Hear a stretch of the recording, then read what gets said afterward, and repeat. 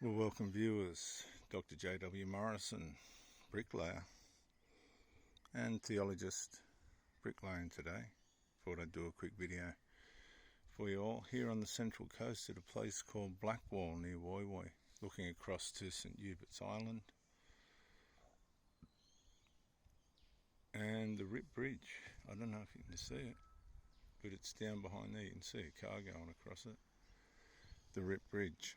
I wanted to quickly talk about how diabolical and destructive parent-child enmeshment is when single mothers, usually narcissistic by way of the way they've been raised, or they could have been neglected or spoiled, or both.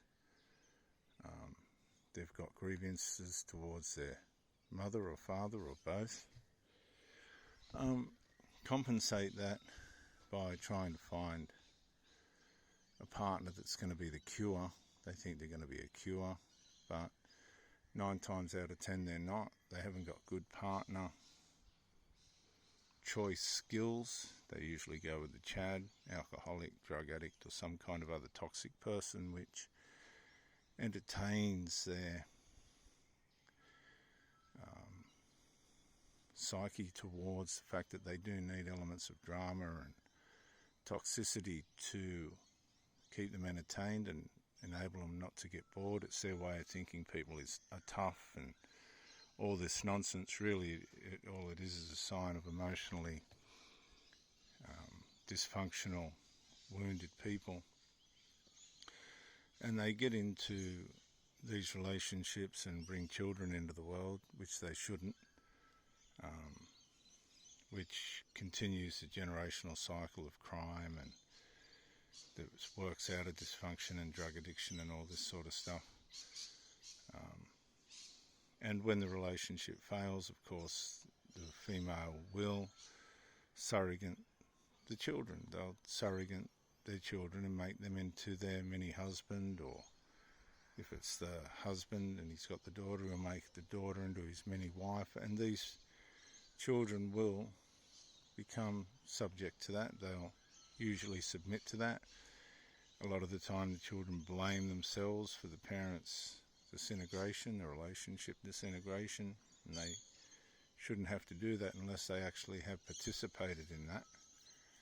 And I wonder sometimes, because I've had partners where their children have played major roles in the disintegration of the relationship. Men who aren't weak will not tolerate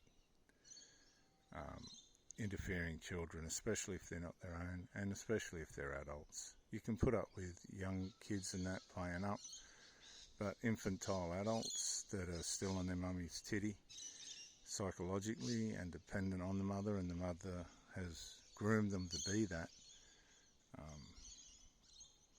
because she's made herself dependent on them,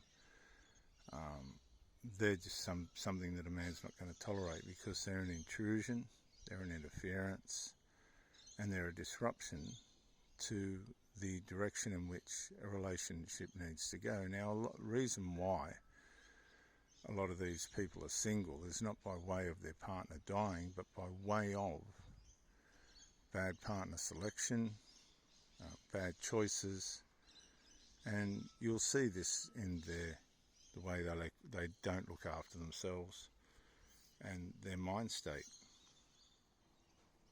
You'll meet these people and they're going to blame the ex. They'll usually call the ex a narcissist. They don't know what a narcissist is 9 times out of 10. But it's usually that the attraction's worn off, they got sick of one another, their habits have sabotaged their capability to harmonise. This happens a lot. A lot of these people have got dirty, filthy habits and they just can't harmonise their habit. And addictions become more important than the relationship, and it all becomes intolerable. Meanwhile, you've got these children in that environment who are being groomed to become addicts themselves, unless they've got the sense to be able to say, no, you people are messed up and I'm not going to be a part of that. And while the adults are displaying dysfunction to boot, the children are trying to find their way through life. They get through infancy, primary school, high school, and then all that. You've got other family members that are probably dysfunctional and trying to interfere with their children and all this other stuff going on, dysfunctional, real wicked, horrible stuff. And the parent now has, usually the single mother, has idolised their children, has fed them a false narrative about themselves, completely given them a reflection of themselves that is not true, because the parent will try and see themselves in their children. And I've seen these women with absolute drug addict sons that are going nowhere, or at least infantile children that are... I've met these women and their 20-something-year-old sons are on alcohol and drugs, and they don't know how to regulate themselves, and they're all mixed up, and you watch them having psychological and narcissistic collapses because mummy's met someone and it's all possibly going to work out, and they're lost supply, and they start to feign sicknesses, and they start to get combative with the mother and oppose the new person, and oh God, it's just absolutely disgraceful. But it's predictable as well, so if you're prepared to be able to see that that's the kind of situation that you got yourself in, it's probably best if you leave them people alone.